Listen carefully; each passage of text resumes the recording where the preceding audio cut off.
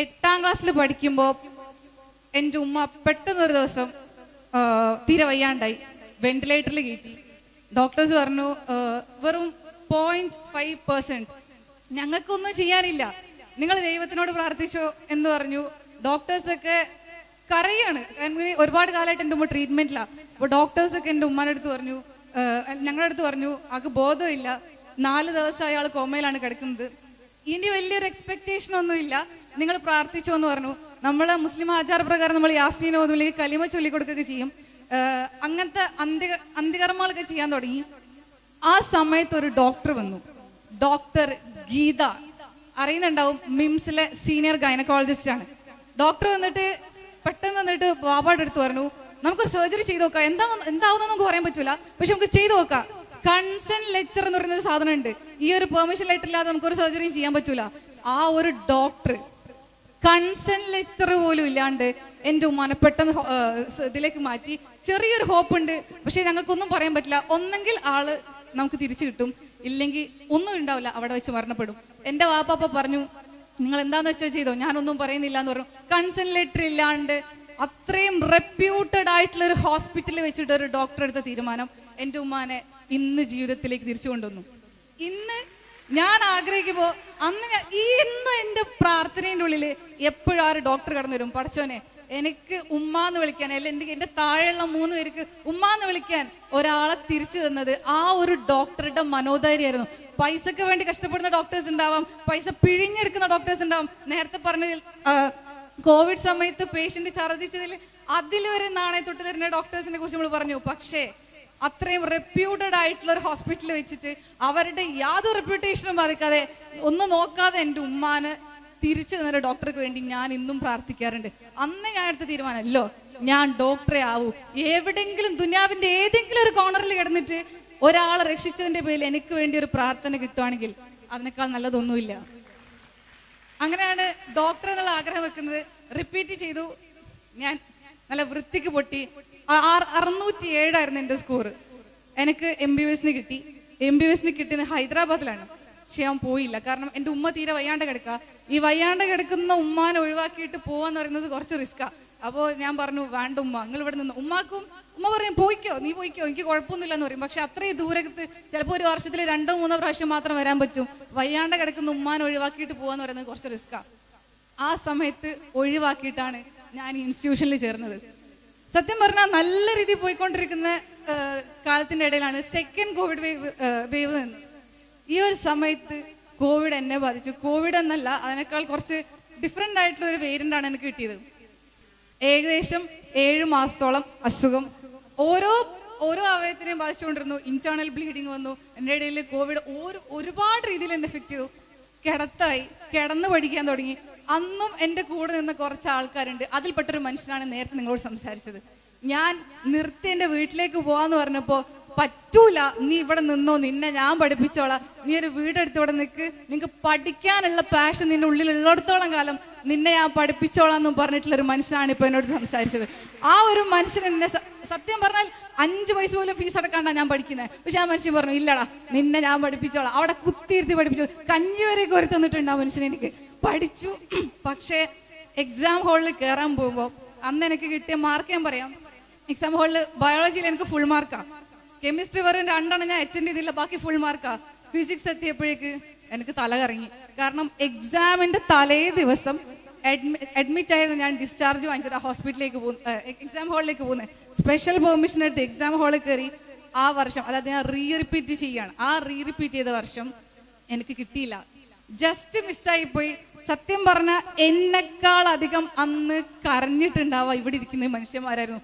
ഒരുപാട് കരയെന്ന് വെച്ചാൽ എനിക്കൊന്നും ലൈഫ് സത്യം പറഞ്ഞാൽ ബ്ലാങ്ക് ആയി പോയി. ഞാൻ എൻ്റെ ഉള്ളിൽ ആഗ്രഹിച്ചത് ഡോക്ടർ ആവണം മാത്രമേ ഉള്ളൂ. അതിൻ്റെ അപ്പുറത്തേക്ക് എൻ്റെ മനസ്സിൽ വേറെ ഒന്നും ഉണ്ടായിട്ടില്ല. സത്യം പറഞ്ഞാൽ എൻ്റെ ടീച്ചേഴ്സൊക്കെ പറയും, എടാ നിനക്ക് സംസാരിക്കാം, അല്ലെങ്കിൽ നിനക്ക് വേറെ ഒരുപാട് കഴിവുണ്ട്, നീ നോക്കിക്കോ എല്ലാം പറഞ്ഞപ്പോൾ ഞാൻ പറഞ്ഞില്ല, എനിക്ക് ഡോക്ടർ ആവണം. ഞാൻ ആഗ്രഹിച്ചതാ. എൻ്റെ പാരൻസ് പറഞ്ഞു, എടാ നീ വേറെ വല്ലതും നോക്കിക്കോ. പക്ഷെ ഞാൻ പറഞ്ഞു, എനിക്ക് ഡോക്ടർ ആവണം. അങ്ങനെ ഇങ്ങനെ ഇരിക്കുന്നത് പെട്ടെന്ന് ഒരു സുപ്രഭാതത്തിൽ എൻ്റെ ഇക്കാക്ക കുഴഞ്ഞു വീണ് മരിച്ചു. ഇതും കൂടെ ആയപ്പോൾ സത്യം പറഞ്ഞ ലൈഫ് ആകൂടി ബ്ലാങ്ക് ആയി. കാരണം എന്നെ റിപ്പീറ്റിന് പറഞ്ഞേക്കുമ്പോൾ ഇക്ക പറഞ്ഞൊരു വാക്കുണ്ടായിരുന്നു, എടാ നീ പഠിച്ചിട്ട് വാ, അന്ന് നമുക്ക് പന്തലൊക്കെ കെട്ടിയിട്ട് ആൾക്കാരൊക്കെ വിളിച്ചു കൂട്ടിയിട്ട് ഒരു പരിപാടി നടത്തണം, നീ വന്നിട്ട് നിന്റെ പേരിലൊരു ട്രീറ്റ് നമുക്ക് എല്ലാവർക്കും കൊടുക്കണം എന്ന് പറഞ്ഞു. എക്സാം എഴുതി ഇക്കാക്ക പറഞ്ഞ പോലെ തന്നെ പന്തലൊക്കെ കെട്ടി. പക്ഷെ ആ കെട്ടിയത് എൻ്റെ ഇക്കാക്കന്റെ മയ്യത്ത് കൊണ്ടുവരാന്ന് മാത്രം. ആ ഒരു പ്രശ്നം കൂടി വന്നതോടുകൂടി സത്യം പറഞ്ഞാൽ ലൈഫ് ബ്ലാങ്ക് ആയി പോയി. അന്ന് എൻ്റെ വാപ്പെടുത്ത വലിയൊരു തീരുമാനമുണ്ട്, ഡാ നീ റിപ്പീറ്റ് ചെയ്തോ, നീ എന്താന്ന് വെച്ചാൽ ചെയ്തോ, പക്ഷെ ഇപ്പൊ നീ ഡിഗ്രിക്ക് ജോയിൻ ചെയ്യണം. കാരണം മനസ്സാകെ ഇങ്ങനെ ഭ്രാന്ത് പിടിച്ച് നിൽക്കുക. എൻ്റെ കൂടെ ഉണ്ടായിരുന്ന 8 പേരുണ്ട്, ഭയങ്കരമായിട്ട് പഠിച്ചിരുന്നു, ഞങ്ങൾ ഒരുമിച്ചായിരുന്നു എല്ലാ കാര്യം ചെയ്തത്. ഈ 8 പേരും കയറി, 7 പേരും കയറി, ഞാൻ മാത്രമേ കയറാത്തുള്ളൂ. സ്വാഭാവികമായിട്ടും എൻ്റെ ഉള്ളിൽ അത്രയും ടെൻഷൻ ഉണ്ടാവും, ഫ്രസ്ട്രേഷൻസ് ഉണ്ടാവും, എല്ലാം ഉണ്ട്. ഇമ്പിച്ച് നിക്കാക്കം മരണപ്പെടുന്നു. എൻ്റെ അസുഖം എന്ന് വെച്ചാൽ ഞാൻ പറ്റ കിടപ്പിലായി 1.5 മാസത്തോളം ഫിസിയോതെറാപ്പി ചെയ്യേണ്ടി വന്നു. ഇങ്ങനെ നിൽക്കുവാണ്, അധികം നടക്കാൻ വരും ബുദ്ധിമുട്ടുള്ള സമയം ഉണ്ടായിരുന്നു. അപ്പോൾ വാപ്പ പറഞ്ഞു, നീ ഡിഗ്രിക്ക് ജോയിൻ ചെയ്യും. ഡിഗ്രിക്ക് ജോയിൻ ചെയ്യുന്ന വെച്ചാൽ വേറെ ഒന്നുമല്ല, അന്ന് എൻ്റെ വാപ്പ എൻ്റെ അടുത്ത് ഒന്ന് പറഞ്ഞ ഒരൊറ്റ കാര്യമുണ്ട്, ഈ ഡിഗ്രി കോളേജ് നിനക്കൊരു ബസ് വെയിറ്റിംഗ് ഷെഡായി എന്നൊക്കെ കരുതിയാൽ മതി. കാരണം കുറച്ചു നേരത്തേക്ക് ബസ് വരുന്നവരെ നീ അവിടെ ഇരിക്കുള്ളൂ. ആ ബസ് പോയി കഴിഞ്ഞാൽ നീ അവിടെ നേരത്തെ ബസ്സിൽ കയറി പോകും.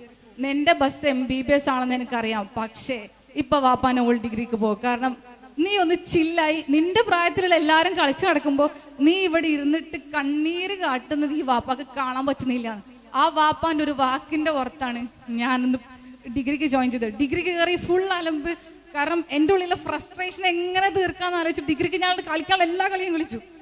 അന്ന് ഈ മനുഷ്യൻ എന്നെ വിളിച്ചിട്ട് പറഞ്ഞു, എടാ നിന്റെ ആഗ്രഹം MBBS ആണ്, നിന്റെ ആഗ്രഹം കോഴിക്കോട് മെഡിക്കൽ കോളേജാണ്, നീ അത് മറക്കരുത്. സത്യം പറഞ്ഞാൽ എന്നെ കൊണ്ട് പറ്റുന്നുണ്ടായില്ല, പക്ഷെ എൻ്റെ ഉള്ളിലെ ആഗ്രഹം ഇതേ ഞാൻ ചെയ്യുള്ളൂ. സത്യം പറഞ്ഞാൽ ഇതുവരെ ആരോടും പറയാത്തൊരു കാര്യം കൂടി പറയാം. കോളേജിൽ ഒരു ദിവസം ഞങ്ങൾ ഇരിക്കാം. അപ്പൊ ഞാൻ ഈ 8 പേര് ഞങ്ങൾ ഭയങ്കര ഫ്രണ്ട്സാന്ന് പറഞ്ഞു.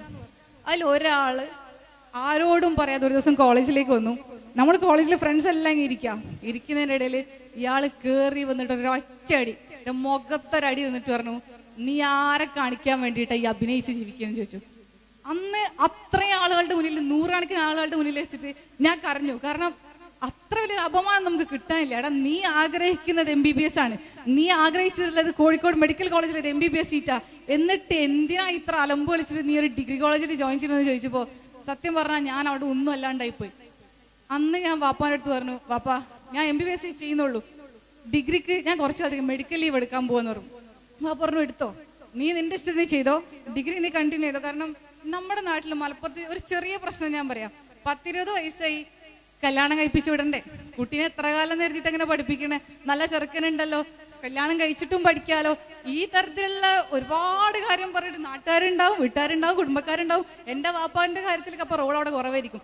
നാട്ടുകാർക്കായിരുന്നു എന്നെ കെട്ടിക്കാൻ ഭയങ്കര ആഗ്രഹം. അങ്ങനെ ഇവർ വാപ്പാന്റെ അടുത്തേക്ക് വന്ന് പറഞ്ഞു, ഇവക്ക് കല്യാണം കഴിക്കാൻ എന്തൊരു ചെറുക്കനുണ്ടല്ലോ, നല്ല ചെറുക്കനാണ്, നോക്കിക്കോ, നമുക്ക് അത് കഴിഞ്ഞിട്ട് പഠിപ്പിക്കാം. എന്തൊക്കെ പറഞ്ഞാലും ഞാൻ പറഞ്ഞു, ഇല്ല, ഞാൻ ഒരു കാര്യത്തിൽ എത്താൻ ആഗ്രഹിച്ചിട്ടുണ്ട്, അത് എത്തിക്കഴിഞ്ഞിട്ടേ ഞാൻ നിർത്തുന്നുള്ളൂ. അങ്ങനെ പഠിക്കാൻ വേണ്ടി തുടങ്ങുമ്പോഴാണ് ലൈഫിൽ അടുത്ത ദുരന്തം. പഠിക്കാൻ വേണ്ടി ഞാൻ ആദ്യമായിട്ട് വീടിന്റെ മുകളിൽ കയറി, സ്റ്റെയർകേസിന്റെ മുകളിൽ കയറി, ടേബിളിലെല്ലാം സെറ്റ് ചെയ്ത് ഇങ്ങനെ ഇരുന്നേ ഉള്ളൂ. ഇരുന്നവിടുത്തെ പുറത്തേക്ക് ചെറിയൊരു പേപ്പർ എടുക്കാൻ വേണ്ടി താഴേക്ക് ഇറങ്ങിയ സ്റ്റെയറിന്റെ മുകളിൽ നിന്ന് താഴേക്ക് വീണു, കാലൊടിഞ്ഞു. പഠിക്കാൻ ഇനി വെറും 1.5 മാസമേ ഉള്ളൂ. ഇതിനകത്ത് 3 ആഴ്ചത്തോളം എന്തായാലും റെസ്റ്റ് വേണ്ടി വരും എന്ന് പറഞ്ഞു. കാല് കെട്ടിയിട്ട് ബെഡിലിട്ടു, അനങ്ങാൻ പോലും പറ്റില്ല. നമുക്കൊന്ന് വാഷ്റൂമിൽ പോകണമെന്നുണ്ടെങ്കിൽ ആരെങ്കിലും എടുത്തുകൊണ്ട് കൊണ്ടുപോകണം. ഇങ്ങനെ ബെഡിൽ ഒറ്റ കിടക്കാം. നമുക്ക് ഇവിടെ നീറ്റ് ആസ്പിറൻസ് ഒക്കെ ഉണ്ടാവല്ലോ, ഒന്ന് കൈവെക്കോ. നീറ്റ് ആസ്പിറൻസ് മെഡിസിൻ ഉദ്ദേശിക്കുന്ന ആളുകൾ. അപ്പൊ ഈ നമ്മൾ കിടന്നു കഴിഞ്ഞാൽ നമുക്ക് ഫിസിക്സ് പ്രോബ്ലംസ് ഒന്നും ചെയ്യാൻ പറ്റൂല, കെമിസ്ട്രി ഒക്കെ വായിക്കാന്ന് വെച്ചാലും പുസ്തകം എടുത്ത് കഴിഞ്ഞാൽ നമുക്ക് ഉറക്കം വരും. അങ്ങനെ നിൽക്കുന്ന ഒരു സമയത്താണ് ഞാൻ പഠിക്കാൻ തുടങ്ങുന്നത്. വെറും 1.5 മാസമേ ഉള്ളൂ പഠിക്കാൻ. എന്തൊക്കെയോ ചെയ്തു, പക്ഷെ എൻ്റെ ഉള്ളിൽ ഒരു വാശി ഉണ്ടായിരുന്നു. കിട്ടില്ല എന്ന് പറഞ്ഞ ആളുകളുടെ മുന്നിൽ കല്യാണം കഴിപ്പിച്ച് വിട്ടാ പോരെ, 2 പ്രാവശ്യം ട്രൈ ചെയ്തില്ലേ, തോറ്റതല്ലേ, ഇനി പൊയ്ക്കോട്ടെ, ഇനി അവള് പോകുന്നവിടെ പോയിക്കോട്ടെ, കല്യാണം കഴിപ്പിച്ച് വിടാന്നൊക്കെ പറഞ്ഞ ആളുകളുടെ മുന്നിൽ അവള് പഠിച്ചെടുത്തു എന്ന് പറയിപ്പിക്കണം എന്ന് എനിക്കൊരു വാശി ഉണ്ടായിരുന്നു. ഈ ആളുകളുടെ മുന്നിൽ ഒരു മറുപടി പറയാൻ വേണ്ടി പഠിക്കണം എന്ന് വാശി ഉണ്ടായിരുന്നു. ആരും അറിഞ്ഞില്ല, നാട്ടുകാരറിഞ്ഞില്ല, എൻ്റെ കുടുംബക്കാരറിഞ്ഞില്ല. പക്ഷെ 2 ആളുകൾ, എൻ്റെ ഉമ്മ, എൻ്റെ വാപ്പയും, ഈ 2 മനുഷ്യന്മാരും മാത്രമാണ് ഞാൻ ആ വർഷം നീറ്റ് എഴുതി അറിഞ്ഞത്. അങ്ങനെ നീറ്റിന്റെ എക്സാം ആയി. ലാസ്റ്റ് ഒരു 3 ആഴ്ചയാണ് ഞാൻ പഠിച്ചത്. തലേ ദിവസം സാറുമാരൊക്കെ എൻ്റെ വീട്ടിലേക്ക് വന്നിട്ട് പറഞ്ഞു, തസ്കി ഈ ഒരു സമയം ഇപ്രാവശ്യം നീ എന്തായാലും എടുക്കും, ഞങ്ങൾക്കറിയാം, ഓൾ ദ ബെസ്റ്റ് ഒക്കെ പറഞ്ഞു. എക്സാം ഹാളിൽ കയറി. ഇനി എൻ്റെ ഒരു വിശ്വാസം പറയട്ടോ, നമ്മൾ ഈ 313 എന്ന് പറയുന്ന ഒരു നമ്പർ നമ്മുടെ വിശ്വാസപ്രകാരം ഒരു നല്ല നമ്പറായിട്ട് കാണുന്നത്. ഒരു എന്താ പറയാ നന്മയുടെ അല്ലെങ്കിൽ ഒരു പ്രതീക്ഷയുടെ നമ്പറായിട്ട് 313 പറയാറുണ്ട്, അറിയുന്നവരുണ്ടാവും. അപ്പോൾ എക്സാം ഹോളിൽ ഇങ്ങനെ കാലെടുത്തിട്ട് നമ്മൾ രജിസ്റ്റർ നമ്പർ എഴുതുമല്ലോ, നമ്മൾ എത്രാമത്തെ പ്രാവശ്യമാണ് രജിസ്റ്റർ ചെയ്യുന്ന ഒരു നമ്പർ എഴുതും. എന്റെ നമ്പറിന് മുന്നിൽ 313 ഫാത്തിമ തസ്കിയ കേറി പാടുന്ന ഒരു ഭയങ്കര പോസിറ്റീവ് ഫീലിംഗ്. ഓക്കെ, ഇതെന്തായാലും എനിക്കുള്ളത് തന്നെയാ. 313 വിജയത്തിന്റെ നമ്പർ. ഓക്കെ, എനിക്ക് കിട്ടും. ഭയങ്കര കോൺഫിഡൻസിലാണ് പോയി എഴുതിയത്. ആ വർഷം എക്സാം ഹോളെന്ന് അതിന്റെ മുന്നത്തെ വർഷം കരഞ്ഞോണ്ടിറങ്ങിയ ഞാൻ പിറ്റേ വർഷം ചിരിച്ചോണ്ടിറങ്ങി ഈ മനുഷ്യന്റെ മുന്നിലേക്ക്. ഇല്ല പപ്പ, നമുക്ക് കിട്ടും ഇപ്രാവശ്യം, എന്തായാലും ഞാൻ MBBS ചെയ്തിരിക്കും, അതും പറഞ്ഞിട്ടാണ് ഞാൻ ഇറങ്ങിയത്. എന്നിട്ടൊരു എന്റെ ലൈഫിൽ ഏറ്റവും കൂടുതൽ ഞാൻ ആഗ്രഹിക്കുന്ന, മനസ്സിൽ ഓർത്തൊക്കെ ആഗ്രഹിക്കുന്ന ഒരു ദിവസമാണെന്ന്. കണക്ക് കൂട്ടി മാർക്ക് വന്ന് 684 മാർക്ക്. ഞാനിങ്ങനെ കരയാന്ന് വെച്ചാൽ എന്റെ ജീവിതത്തിൽ ഞാൻ മണിക്കൂറുകളോളം ഇരുന്ന് കരഞ്ഞു. പടച്ചോനോട് എത്ര ശുക്ർ ചെയ്യണമെന്ന് അറിയാണ്ട് കരയായിരുന്നു. കാരണം ലൈഫിൽ ഒരു 2-3 വർഷമായിട്ട് ഒരു നല്ല വാക്ക് കേൾക്കുക, അല്ലെങ്കിൽ ഒരു നല്ല കാര്യം ഞാൻ കേൾക്കുന്നേ ഇല്ല. ഈ ഒരു ഇതിന്റെ ഇടയിലാണ് എനിക്കൊരു നല്ല വാക്ക്. ഓക്കെ, നിനക്കത് കിട്ടി.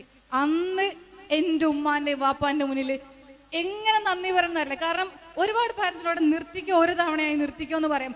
അവർക്ക് വേണമെങ്കിൽ അവരുടേതായിട്ടുള്ള ആഗ്രഹങ്ങൾക്ക് എന്നെ വിടായിരുന്നു. കാരണം ഒരിക്കലും എൻ്റെ വാപ്പാക്ക് ഞാൻ MBBS പോകുന്ന ഒരു നിർബന്ധമില്ല. ആ വാപ്പാക്ക് വാപ്പാടെ ഇഷ്ടത്തിന് വിടായിരുന്നു, ഇല്ലെങ്കിൽ എന്നെ കെട്ടിച്ച് വിടായിരുന്നു. അതിൻ്റെ ഇടയിൽ എൻ്റെ ഉമ്മമാക്ക് ക്യാൻസർ വന്ന് എൻ്റെ കല്യാണം കാണുന്നൊക്കെ പറഞ്ഞാൽ ഭയങ്കര ആഗ്രഹമൊക്കെ വന്നിട്ടുണ്ടായിരുന്നു. അപ്പോഴും ഞാൻ പറഞ്ഞു, വാപ്പ ഞാൻ എൻ്റെ ഒരു സ്റ്റേബിൾ ആയിട്ടുള്ള ഒരു പൊസിഷനിൽ എത്തട്ടെ. അതും കേട്ട് നിന്ന് എൻ്റെ ഇഷ്ടത്തിന് നിന്ന് എന്നെ മനസ്സിലാക്കി നിന്ന് ആ പാരന്റ്സിന് വേണ്ടിയിട്ട് ഞാൻ ഇന്ന് കോഴിക്കോട് മെഡിക്കൽ കോളേജിലെ MBBS സ്റ്റുഡൻ്റ് ആണ്. പറയാനുള്ളത് ഇത്രയേ ഉള്ളൂ. തോൽക്കും, നമ്മൾ പിന്നെയും തോൽക്കും, പിന്നെയും തോൽക്കും, പിന്നെയും തോൽക്കും. പക്ഷെ നമ്മുടെ ഉള്ളിലുള്ള ഒരു സാധനം ഉണ്ടല്ലോ, എനിക്ക് ജയിക്കണം. ഇല്ലെങ്കിൽ തോൽവി എന്നൊക്കെ പറയുന്നത് ടെമ്പററി ആണ്. എപ്പോഴെങ്കിലും എനിക്ക് ജയിക്കാൻ പറ്റുന്ന ഉള്ളിലുള്ള ഒരു സാധനം ഉണ്ടല്ലോ, ആ ഒരു ഫയർ മാത്രം മതി നമ്മൾ എവിടെയെങ്കിലേക്ക് എത്തും. നിങ്ങൾ ഈ ചെറിയ മക്കളൊക്കെ നടക്കുന്ന ഒരു എക്സാമ്പിൾ എപ്പോഴും പറയുന്നുണ്ടാവും. ചെറിയ മക്കൾ നടക്കുമ്പോൾ ആദ്യത്തെ സ്റ്റെപ്പ് വെച്ച് രണ്ടാമത്തെ സ്റ്റെപ്പിന് വീഴും. അപ്പോഴും നമ്മൾ ഒരിക്കലും ആരോട് പറയണില്ല, ഇല്ലടി അടുത്ത സ്റ്റെപ്പ് വെക്കണ്ട എന്ന് പറയുന്നില്ല. നമ്മൾ അവരെ കൈപിടിച്ച് നടത്തുന്നേ ഉള്ളൂ.